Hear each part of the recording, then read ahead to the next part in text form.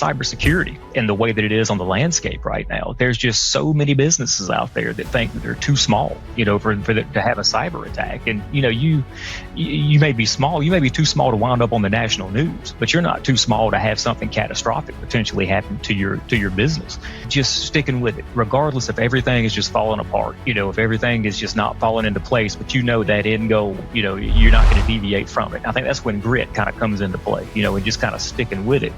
But then on the flip side of that coin is if you're trying to push that same ball up the hill and, you made a decision across, around a leadership team table, and on paper and on the whiteboard, everything looked great. But when you actually get in the trenches and you assign those certain tasks to different departments to help move this thing forward, and you're realizing that, no, this isn't the right decision either because of, X, Y, and Z, whatever that is, you got to have enough, wherewithal to go, okay, we need to pivot.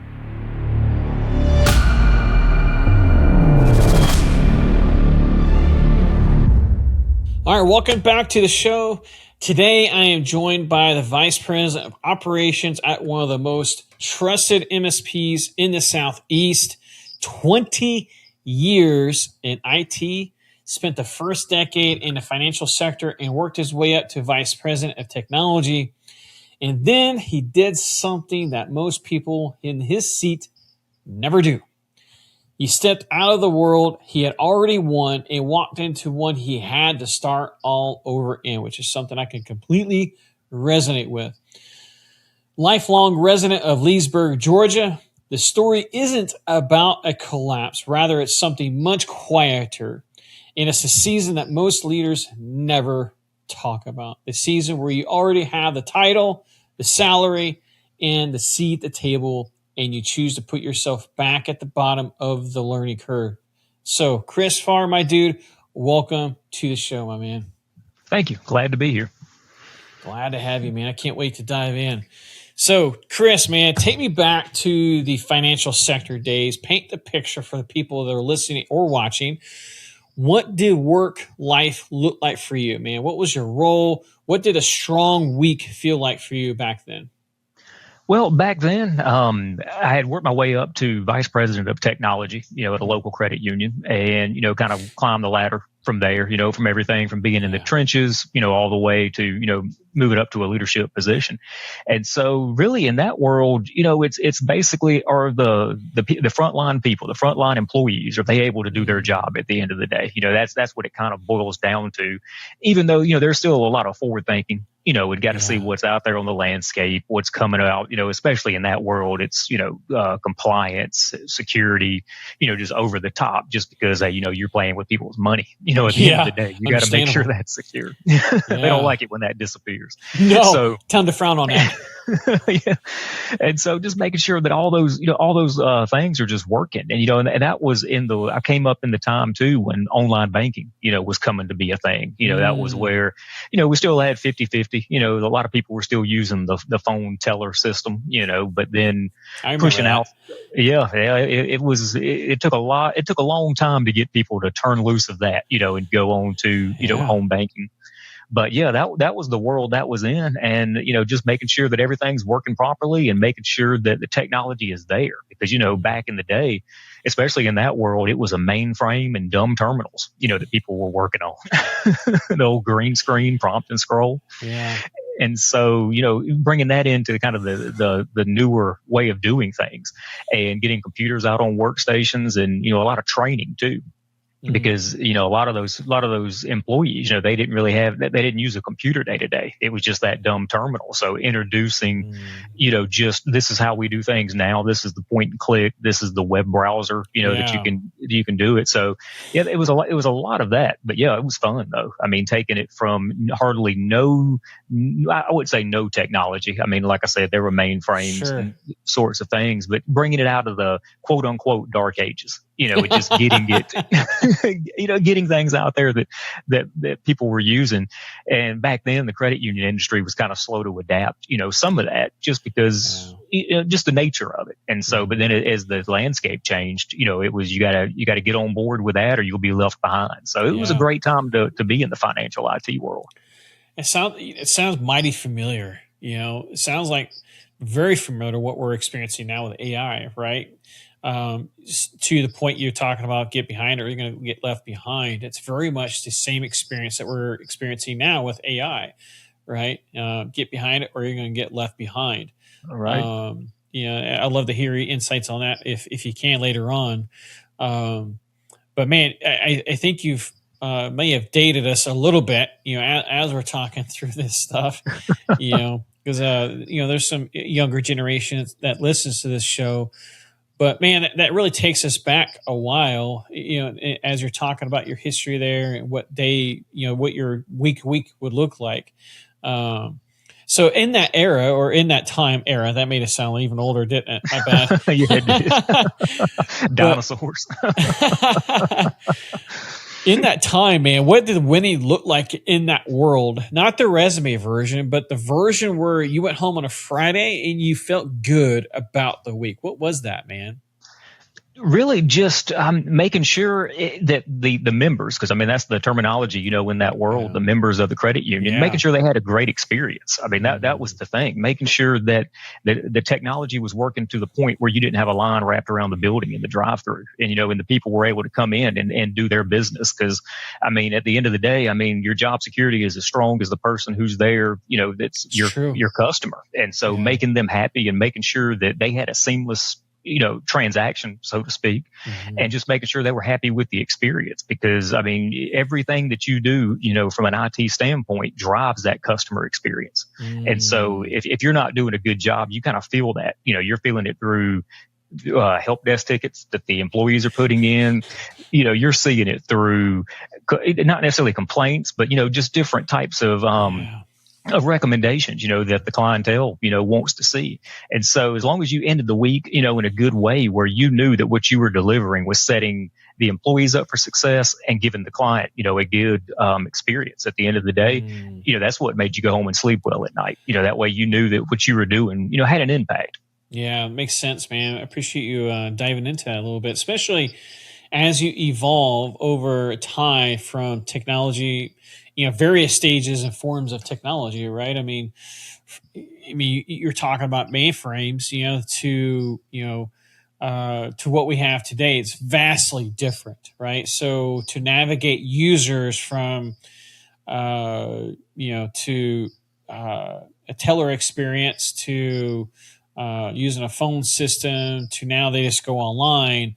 And, they essentially self-serve, right? Going from the era of where everything was go to the bank to do these day-to-day things to now it's like, I personally, I can't even remember the last time I went to the bank. I do everything online or through the app. But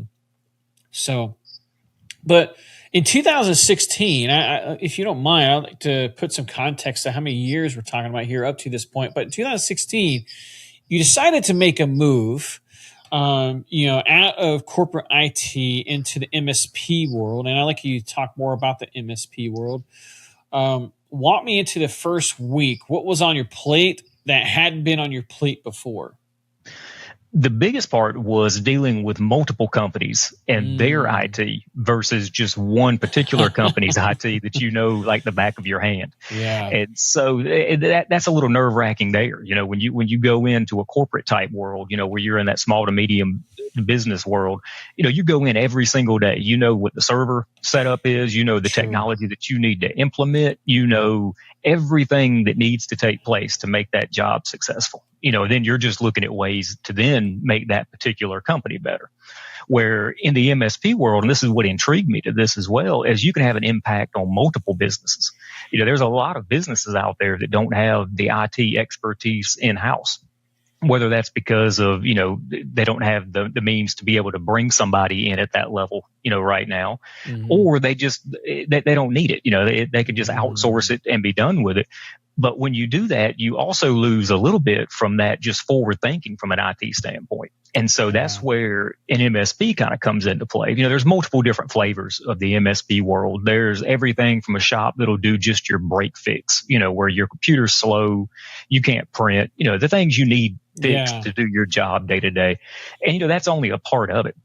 That's important and you've got to have that. But it's important with an MSP that you team up with somebody who can bring the project management aspect and that CTO type role, that chief technology officer, something that you don't need 100% all the time in your business. But when you're working on those quarterly meetings, you're working on forecasting for the next year, the next 5 years, or whatever that looks like. Yeah. You need somebody that's got a partnership with you at least that can kind of help guide you through that, because you may know you want to get from A to B, but you don't know what's needed to get from A to B from a technology standpoint. And so that's where an MSP comes into play. And so again, that's what intrigued me when I came on board here, is that you're able to make that impact across multiple businesses. And even though you're helping to make them better through that partnership, they're making you better too, right? Because you're hearing different insights and you're hearing different ideas and the way they do business.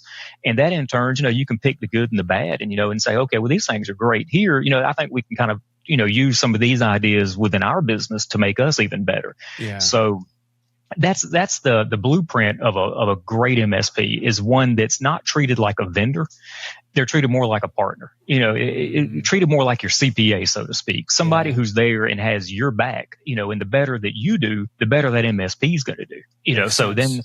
And so we're bringing all that to the table. So that's kind of the MSP world, what brought me to it. And that's what excites me about it too, because it's never the same thing twice. Nice. Thanks for sharing that journey. Now, let me unpack something for a moment here, because I don't think you quite made it glaring enough for the audience to capture this, but you decided to move on from one season where you had one customer, right? To now we have many customers. Well, let me rephrase that. You have one customer with lots of customers, members, right? To another season where you have multiple customers. In a lot of ways, you had to start over again, right? You had to relearn things. You had to relearn systems and just relearn. So, walk us through, because I know if it were me, and I've done this, right? I mean, I've exited a season of life where, most of my life or adult life of 25 years was tied to e-commerce. And so I left that, a blend of both, not really of choice. Well, it was actually 100% my choice. But a large part of my identity was attached to that, right? It was because that's all I've known for so long. So, for you, man, that's all you've done for so long, serve one customer, their lingo, everything about them, to now you're in another different ecosystem. Do you feel that your identity was shattered at all? Do you feel like you're in this state of like trying to figure out your ground and get your footing into place? Do you feel that was affecting you at all? Yeah, I really do at first. When I first made the transition, it was a lot of that, because, you think day to day, it's like, did I make the right decision? This is really what I need to be doing. I mean, I pretty much knew the other world. Yeah, it goes through your mind.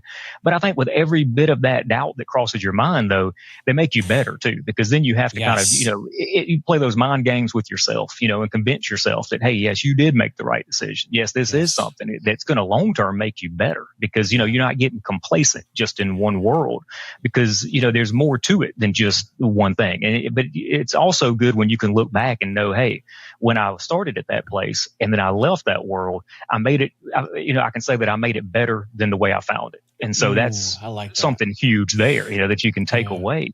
And then you can kind of set that bar again for yourself and, and know that, hey, what I'm doing today is going to make something better, within this industry. Yeah. You might not know what it is at that time when you're doubting everything and all of the decisions that you made. But as long as you stick with it, it's enjoyable. And it's something too, because it tests you. And so, I think it's good to kind of put a little pressure on yourself, to make yourself better and to learn something new, because, and that kind of goes into play with the working with one particular company.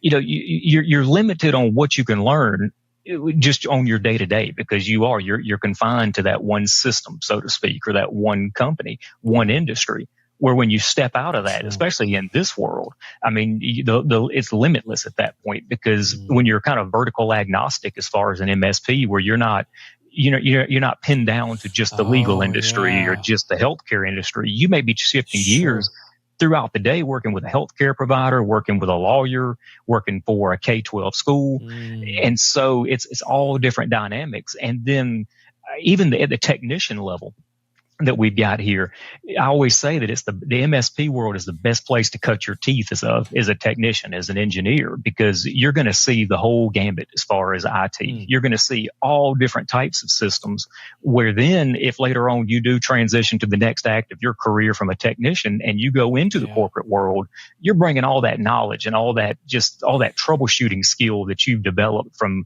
seeing things across multiple industries and being able to take that into wherever you go. I mean, that's better than anything you'll learn within the confines of a school. I mean, it's just that hands-on and that troubleshooting that you see. It's the best place in the world for a green technician to come in and learn the skills and learn the trade. It just goes. It just takes you, even further than what you could do on your own working on one particular type of industry. Yeah, man, that's an interesting perspective for sure. It does give you a much broader capacity for experience, especially with all the verticals you explained. I didn't even think about that till you explicitly said that, talking about, one client or one customer could be here and here and here. I mean, that could cause, for me, that would probably cause some chaos in of itself, because you learn the lingo of one sector, right? One space, and you hop over to another. You've got to relearn a completely set of different terms and lingo and acronyms and nuances and everything else, man. So real quick before we keep rolling, maybe life hit you hard. Business fell apart. Career isn't working out. Relationship ended. Health took a dive. And now you're standing in the rubble trying to figure out what the next move even looks like. Or maybe nothing blew up at all. On paper, you're winning, sure. But on the inside, something's off. If you're not in crisis, you're at a crossroads. And the playbook that built the life you have is not the playbook that builds the one you want. Either way, you're stuck. Not broken, stuck. Between who you were and who you're becoming. Most self-help just piles more weight on the load you're already carrying. I do not want to do that. I put together a free video series called The Grit Code Exposed, and I want to invite you to check it out.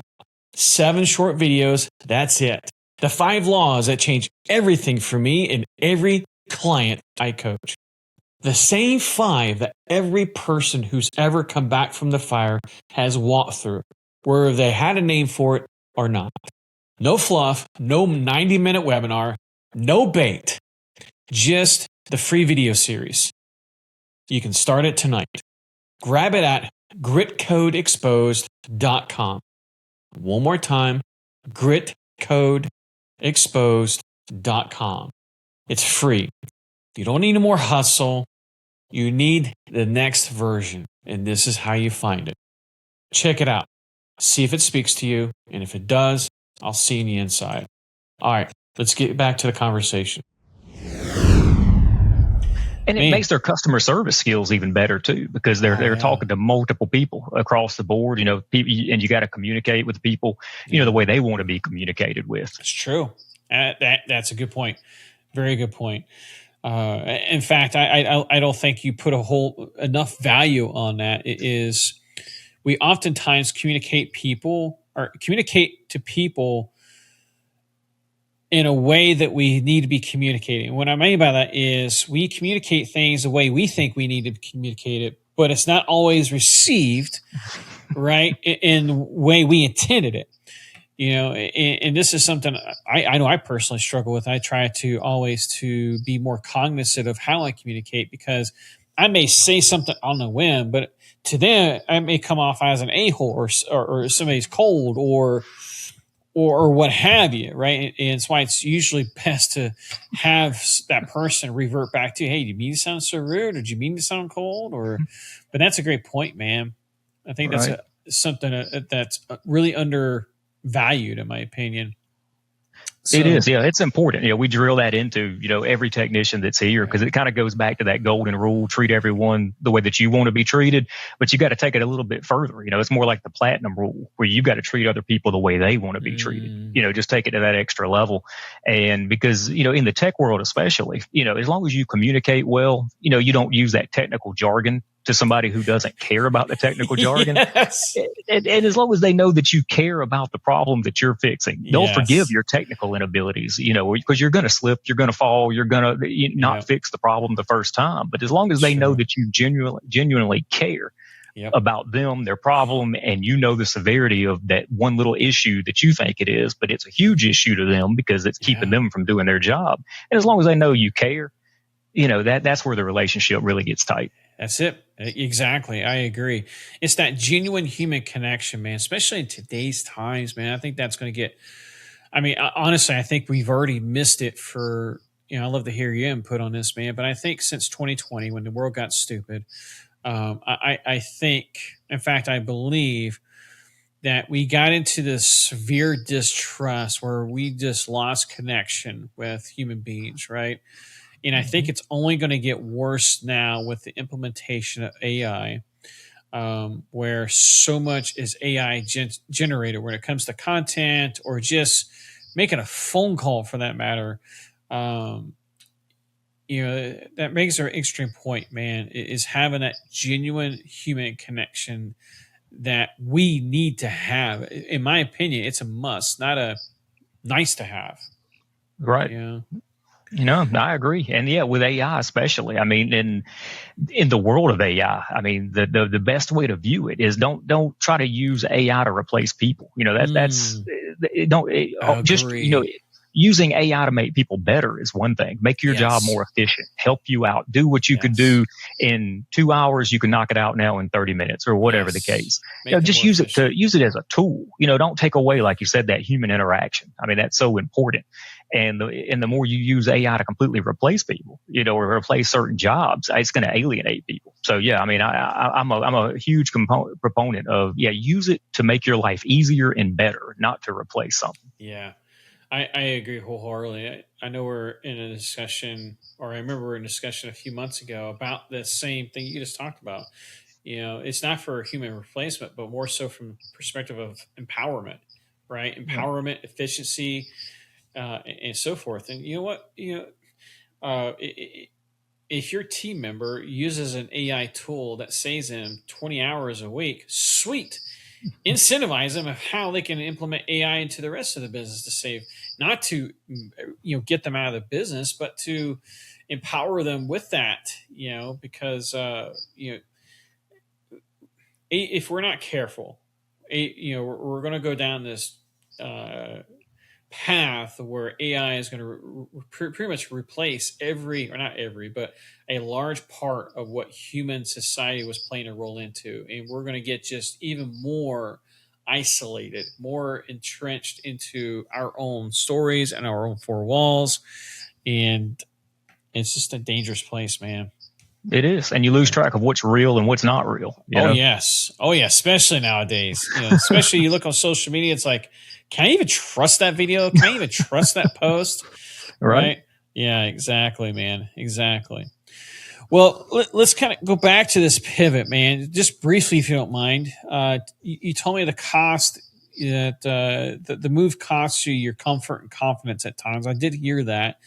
I would love to hear one of those times, not a season, but rather a specific day, because there's a lot of people that's listening, myself included, where we battle times of doubt, right? Where we shift from one season to another, or make one pivot from one another, where it could be founders, parents, business owners, career professionals, such what you had done. But I want to hear some examples that people could probably relate to.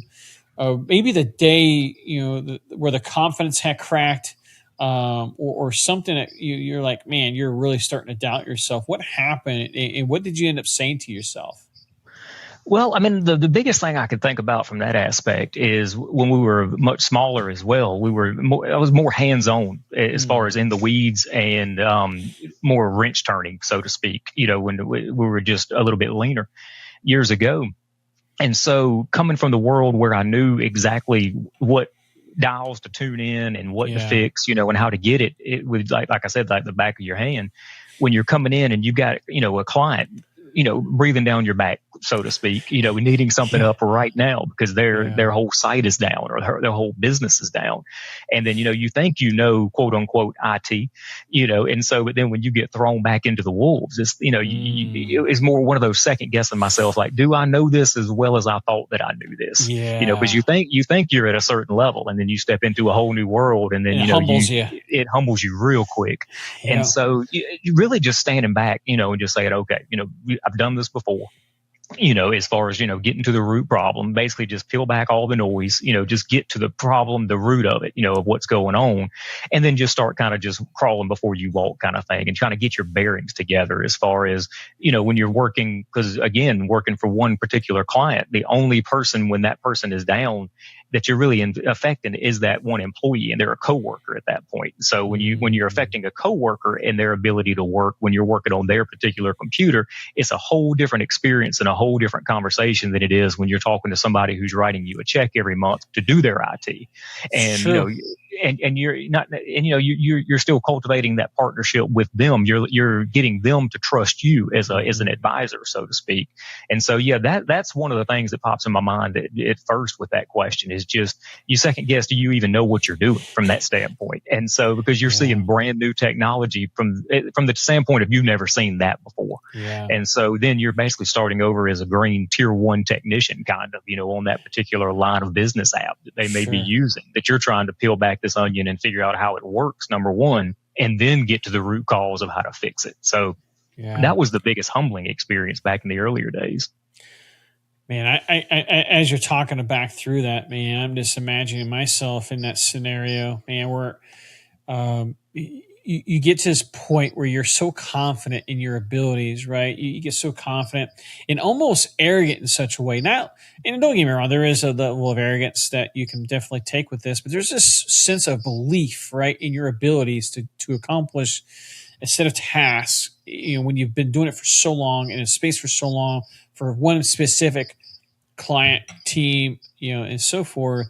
And when that gets cracked, man, it can really do some damage if you're not careful, right? Because in that moment, man, we can start developing negative stories, man, of, man, what are you serious? Like, or was this even the right call, and so forth. So for you, man, the first to 12, or in those first to 12, 18 months, was there a moment where you wondered, did I make the right move here? Did I make the wrong call?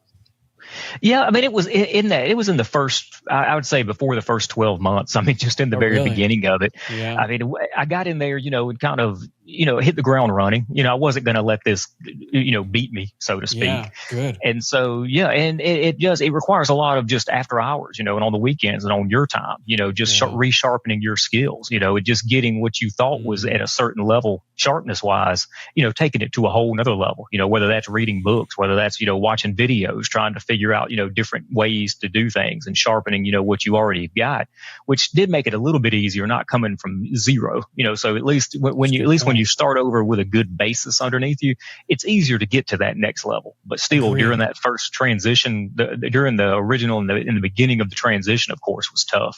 But just with the self-doubt and, imposter syndrome, those types of things that always seem to come to be, when you're in a situation like that. But no, there was a lot of after hours, a lot of weekend work, and relearning some things that I had already learned and forgotten, and just, and then, and just learning different things about different industries too, like we talked about. And, what do they expect? How do they do business? What type of line of business apps do they use? How do they use their technology that another vector, wouldn't use their technology? True. And, kind of put all those together, which was, at the end of the day, looking back on it and even going through it, it was a fun process because, you're always learning something new. Yeah. So I wouldn't trade it for anything, at this point. I feel like it took me catapulted to a different level, as far as just skill set. And then from a leadership standpoint too, you go from managing, a group of people, again, working at the same company, where here, yes, you're still managing and leading people under you at this company, but then you're kind of leading your clients as well, because once you gain that partnership relationship with them, you kind of have a seat at their leadership team table from a technology standpoint. Yeah. And so you're helping kind of guide decisions and kind of help lead them, in the right direction they need to go to. So it kind of sharpens your leadership skills as well.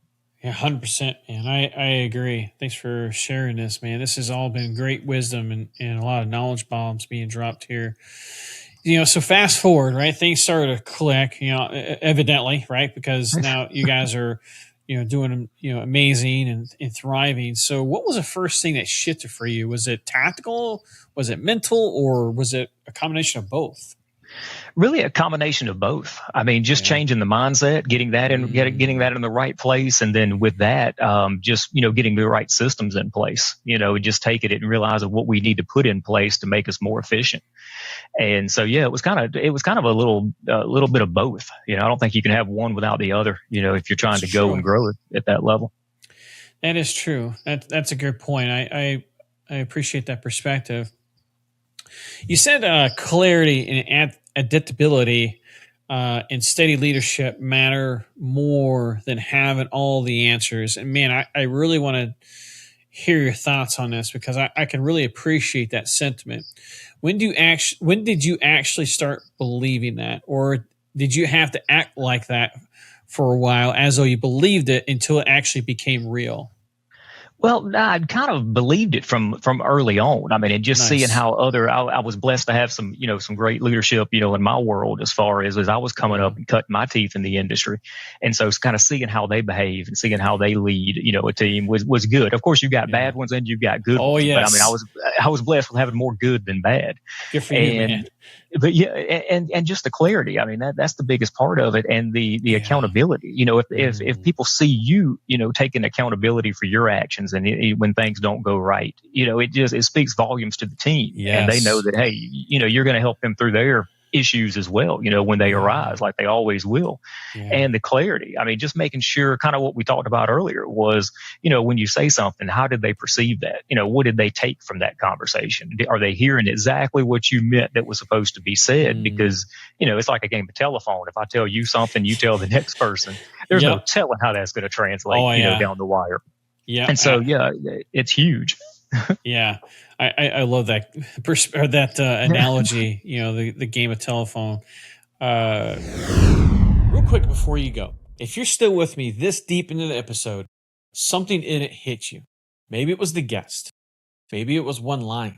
Either way, you're still here. And that feeling in your chest right now, that's the signal. Most people get a signal like that and do absolutely nothing with it. They close the app. Life rushes back in. The moment's gone. 6 months later, they're in the exact same spot. I don't want that for you. So I put something together. I want to invite you to check out a free video series called The Grit Code Exposed. 7 short videos. The 5 laws I walk every client through. The same ones that rebuilt me when everything else fell apart. And if you listen closely today, you heard them running underneath the entire conversation, because everyone who's come back from the fire walks through these 5 laws. Some find them on their own, some get help, but the laws don't change. Free video series. You can start it tonight. No fluff, no 90-minute webinar, just the series. And if you're going to do something with what you heard today, do this before life talks you out of it. Go to gritcodeexposed.com. One more time, gritcodeexposed.com. And hey, before I let you go, thank you for riding with me this long. It means a lot more than you know. Thank you. I'll stick to the short version of this, but I remember an instance not too long ago when I shared something I experienced with a good friend of mine, and about 2 or 3 months later, I ended up hearing the version of what I had told him was completely freaking different from what I initially shared. And it was ironic too, because I had people contact me, are you okay? Are you okay? Do you need help? I'm like, what the heck is going on here? Yes, I'm fine. We're doing very well. Like, why are you calling me and texting me? And don't get me wrong, I love the the contacts, right? But let's make sure it's coming from a good place, or the information is factual, right? But Right. you said something that made you successful in one season won't automatically make you successful in the next, and I completely agree. And I don't think people really understand that until they switch seasons or switch it's from one chapter of life to the next. So being that I've been through numerous seasons, through our kids getting older and them, starting to spread their wings, to leaving one space to another, and other types of seasons I'm dealing with, I can definitely appreciate that sentiment. So what did you have to let go from your corporate world, your corporate IT version of yourself, to get to the next one, or to this version of you now? Well, a lot of it was just, I hate to say it watered down this way, but really just on the job training from that aspect, because when you kind of get into this world, you really don't know, what you think you're supposed to expect, or you think what you're going to expect, and you get into it. And I'm sure it's like this in any transitional, period, if you're going through to a different career, and then it's humbling, because you're having to relearn different things, and you're having to retool what you've learned over all the years, and just kind of tweak it to make it fit, within a whole different culture, within a whole different company. But that's it really just you kind of grow as a person, through that. But it was, I can't pinpoint exactly one, pivotal time, but I can look back on it and go that I'm not the same person that walked in the door that I am right now. A lot of things have kind of changed and made me better through that process. And a lot of that's just time, and because it just becomes old hat after a while. But every transitional period in life, comes with different nuances, like you said too. I mean, I'm seeing the same thing with the kids, growing and doing their own thing, and then, me and my wife kind of changing, how we do things, because, it's just us in the house, a good bit. And it's good, every season in life comes with, of course, it comes with a little bad, a little, looking back and reminiscing, and those things. But it comes with a lot of great things too, because you learn a lot about yourself during those periods, and you learn just different things about how you behave as a person, and then, like they say with us guys, we get more mellow, as time goes on. So I've noticed I can agree with that. And, even in my management style and my leadership style, I've changed from, I lean more now on, what can we do to make this person better? If they're not doing well in this particular area, is there a different seat that we can put them in within the company that help them thrive? So that's a lot to answer that one question, but that's kind of where I stand on that. No, that's a great perspective, especially that last sentence you said, right? Where can we put this person? And I've had to do this in my companies too. In fact, I had a conversation last week with an entrepreneur. He was having some doubts about one of his employees. I'm helping some consulting work, reorganizing his infrastructure, because the talents are misaligned, right? And so just recently we had this conversation, right? And so this person was not thriving. He was analytical by nature, but he was doing some creative work, graphic design and so forth, and he was just not thriving. So we finally had a conversation with him, and this guy has been with him for 3.5 years, and so finally, long story short, he's like, I'm very analytical, right? And so ironically, he had an opening for somebody to do some analytics on his YouTube channels and social media and so forth. In the first week of the realignment, he has thrived far better than the 3.5 years that he was in his previous position. He's happier. Everybody in around him, they're happier because they're in that environment, right? The owner is much happier because he's seen him thrive. But I think that takes a mature leader to navigate, to have the wherewithal to realize, okay, this person is not thriving in this position. Instead of canning him or her, where can we best utilize this person so that they can thrive in that position? And at the same time, guess what? That's win-win, because the environment, right? The team also wins. The company wins. Everybody wins. Right. As long as they're a culture fit at the end of the day. As long as they're a culture fit, Definitely. Yeah. I mean, try to squeeze them into a different seat. It's that whole right person, right seat mentality. Yeah. But yeah, as long as it's hard to teach the culture. You either get it or you 100%. don't, or Yep. you get on board with it, or it's just not your Yeah. bag. I And agree. then, but skills though, I mean, you can teach skills, and there's multiple different things to do within a company. So yeah, I mean, finding a culture fit. Oh yeah, I would definitely try to put them in a different spot before just caning. I mean, that's it, because like you said, it makes everybody happier, because the people that work with them are going to be happier, and they're going to be happier. So yeah, that is a great spin on that, because I think that part needs to be relooked at too, right? If the person is a fit, we just need to realign their talents with the position, right? And not that they're just being a raging a-hole, or they're unethical or not loyal, or they don't show up to work on time. So yeah, that does take a huge part of it. So, well, fast forward to today, man, almost a decade at Invision, right? Did I say that correctly? Yeah. What are you most fired up about today, right now, in the work? Really is just making sure that all of our clients have what they need, as far as not just IT services. I mean, not just their break fix, so to speak, but making sure they've got the guidance and the expertise that can help lead their businesses. Because I mean, the better the businesses do in the community, the better we all do. And so it kind of, one of our taglines is empowering communities through technology. It's one of those where if you're a teacher, you're a lawyer, you're a doctor, you go and do that. That's your wheelhouse. You do that best. IT problems, let us handle that, and let us help kind of guide you and steer you from a business standpoint of where you want to go, where you want to grow to. And so that's really the passion of it now, is working with some of these companies and just helping them kind of steer the ship, so to speak. And then also too, the bigger that we get, just having that other layer of management too, that's down there, working with, the different people in the departments, and helping kind of grow their leadership skills and their management skills, and watching them kind of flourish, as they kind of come up through the ranks. That's exciting there, just kind of helping them, and kind of just, giving back the things that were given to me and helped me out along the way, just some of those little tidbits, just that you kind of wash off the bad, keep the good, and, kind of share that.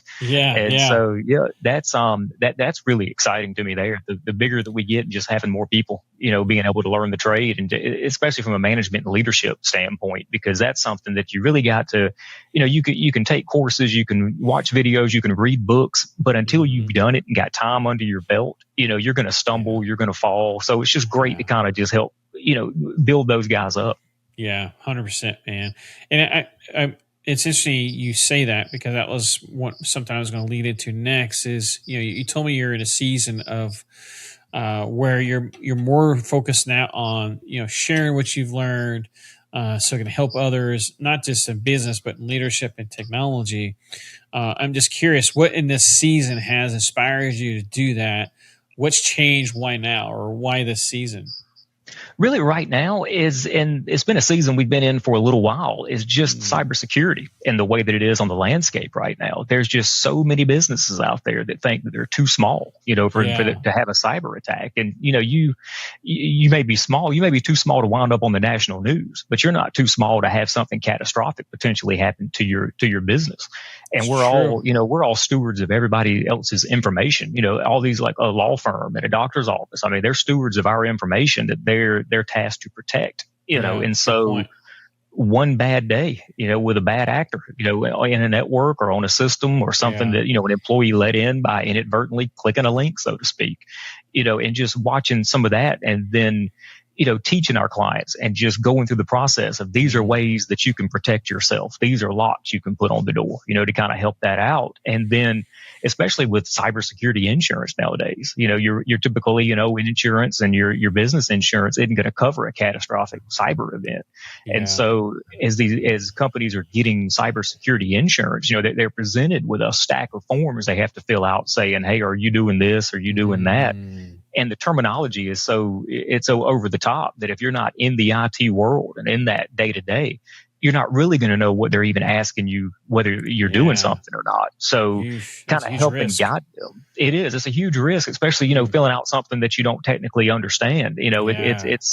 That's where we've kind of became even more of a fit for a lot of people is just at that level. They may have a full-fledged IT team as far as their break fix and their help desk internally, but that extra layer who can kind of come in and say, okay, this is some things you need to put in place. These are some gotchas that we've seen in the past.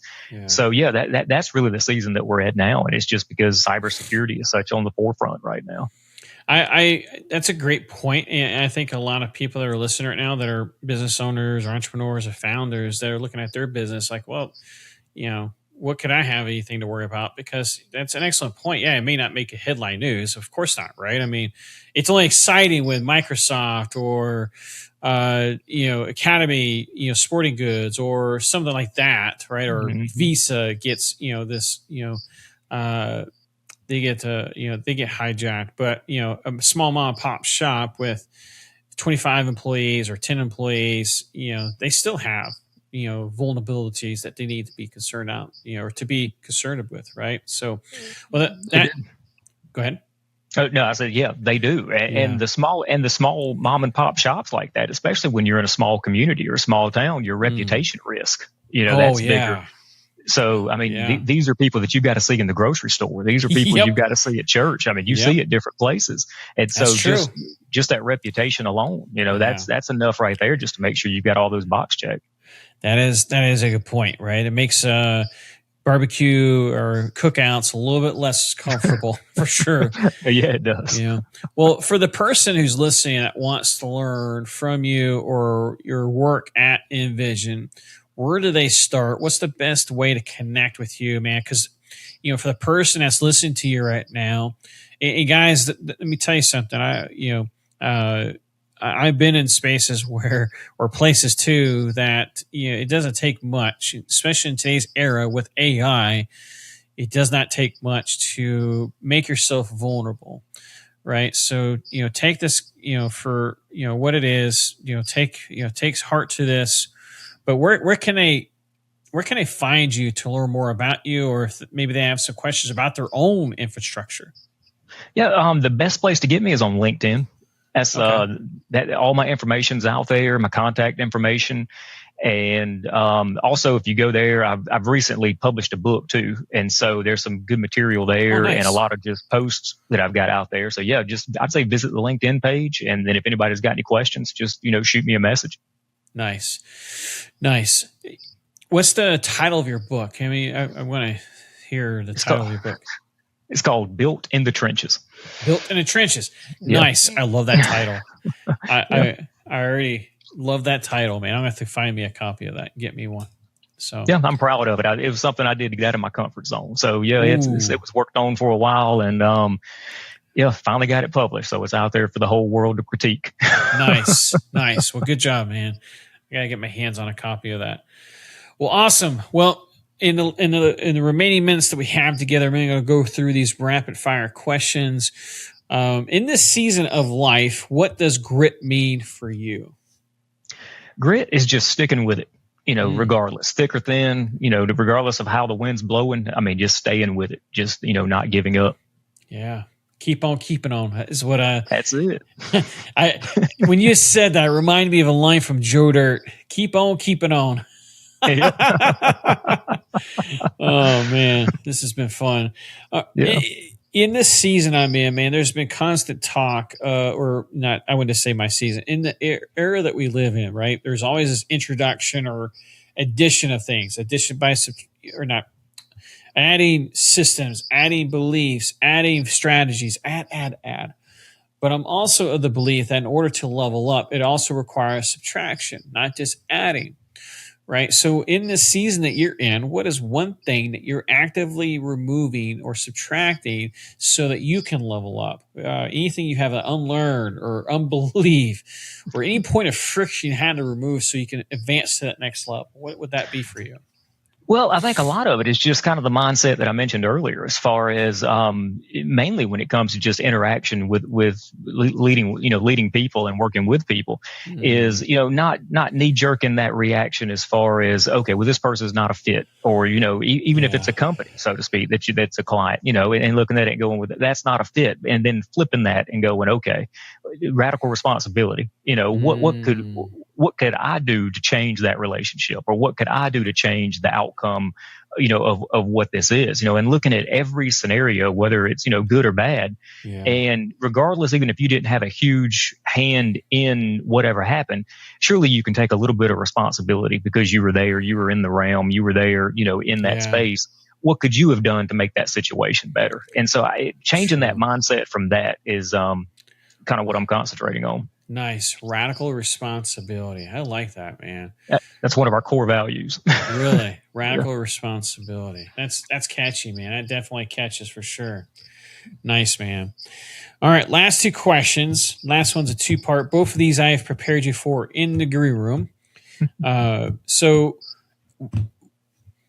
to your book's point, while you're in the trenches or you're in the thick of it, what is a quote or directive or even a scripture that will pull you through that moment of darkness or in that season of you're in the trenches and lights are out?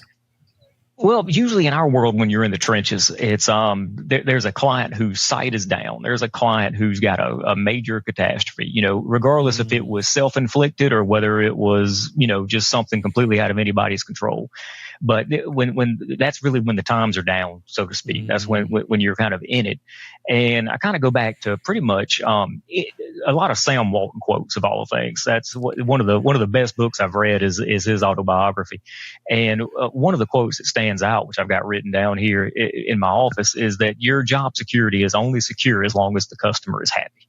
That's true. They can fire everybody from the board of directors on down. That's so and true. So regardless of the situation, regardless how you feel when you're going through it, just making sure that person who is that you've been tasked with handling everything for them, making sure they're happy at the end of the day, or at least know that you care at the end of the day. And so as long as as long as you can, just put that perspective on and make the person, at least feel that you care about their problem, you care about their situation, that's what's going to make the huge difference. Nice. Thanks for sharing that, man. All right, this last question comes in two parts, and those that are listening for the first time or watching for the first time, I always love to challenge my current guest to challenge my future guest with a question by my current guest. And guys, the lineup is completely anonymous. So it wasn't like I told Chris in the green room, hey, my next guest is blah, blah, blah, blah. I mean, he wouldn't know who he is anyways, or she is. But the lineup is completely anonymous. And so far, this question has landed every single time. If you listen more than one episode, you would clearly hear that. So my man, Matthew Hassler, had this question for you. And again, this lineup is completely anonymous. How do you distinguish between pushing through and showing grit versus knowing when to pivot and reevaluate? Well, that's a good question. It is. I know. When he told me this, I'm like, man. Well, and I really think that it depends on what the end game is. I mean, if it's something where, everybody's on board and, you're wanting to push this ball forward and you know that at the end of the day, it's the best plan of attack. It's the best, either business decision, product, whatever the case is that you're doing, and just sticking with it, regardless if everything is just falling apart, if everything is just not falling into place, but that end goal, you're not going to deviate from it. I think that's when grit kind of comes into play, and just kind of sticking with it. But then on the flip side of that coin is if you're trying to push that same ball up the hill and, you made a decision across, around a leadership team table, and on paper and on the whiteboard, everything looked great. But when you actually get in the trenches and you assign those certain tasks to different departments to help move this thing forward, and you're realizing that, no, this isn't the right decision either because of, X, Y, and Z, whatever that is, you got to have enough, wherewithal to go, okay, we need to pivot. We either need to change this, tweak it, or take it back to the drawing board and can it completely. Nice. Love it, man. All right. So what would you love to ask my next guest? I would say, when you're in that chaotic situation, when everything is falling, around you, so to speak, how do you keep your team motivated? What do you do to make sure that, the people that are, under as your direct reports, how do you keep them marching forward when it looks like there's no light at the end of the tunnel? Ooh, that's so good. That is so good. And looking at my guest lineup again, so far it's been landed perfectly. That's a good question, man. That's really thought provoking, and it really does demonstrate the capacity for leadership, right? I love that. So yeah, it's easy to lead when things are going right. It's just when things are going bad, that's when you're kind of leading yourself too, through that fire, so to speak. Yeah, 100%, man, 100%. Well, Chris, man, dude, it's been amazing to have you for this last hour. As we talk through your journey, things you're excited with, and things you're working on at Envision, and sharing your teacher's heart, and just giving back to those that are wanting to absorb information from you, wisdom, nuggets of wisdom, and just to be where you were 20 years ago, right? They are where you were, and they're looking for that hand up, not a hand out, but a hand up to pull them out of that situation. So, Chris, man, I really honor and respect you for showing up for this last hour. Thank you. I really appreciate you coming on here, man. Yeah, thanks for having me. I enjoyed it. Yeah, man, me too. Me too. For the person who is listening and wants to connect with Chris and either explore his services or learn more from him, I'll be dropping all the links in the show notes, his LinkedIn profile, even link his book. I think it might be available on Amazon. That's one place where a lot of people are familiar with. But those that are listening for the first time, you know this is coming. To those that are listening and watching, the gap between average and excellence is just action, even if it's just imperfect, dirty action. Please don't just listen to Chris today. Take one thing he shared today and use it. Don't use it next week. Don't procrastinate. Use it in the next 24 hours. Be the reason someone doesn't quit today. Don't just keep this episode to yourself. Someone in your circle needs this right now. So send this episode to them. Chris, again, my dude, thank you so much for stepping into the arena today, man. It's such an honor to have you, my man. I'm glad to be here. Thank you. Absolutely.